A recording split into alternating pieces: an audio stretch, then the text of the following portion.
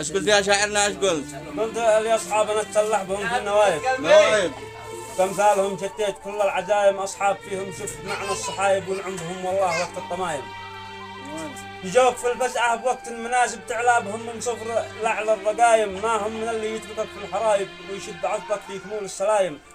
عار علي اني اسميه صاحب من يفزع جنبي بوقت النعايم. نعايم.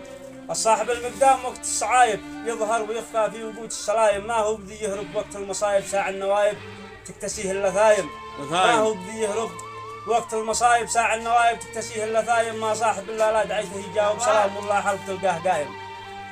جنبك ولا يخشى مكور الثعالب، ولا تخيبه زمجرات الآيم. يفزع معك مهما تكونوا غلايب، ما يرتضي بالظلم لك والهزايم. وهكذا الصاحب إذا قلت صاحب، ما يرتضي بالذل لك والضرايم.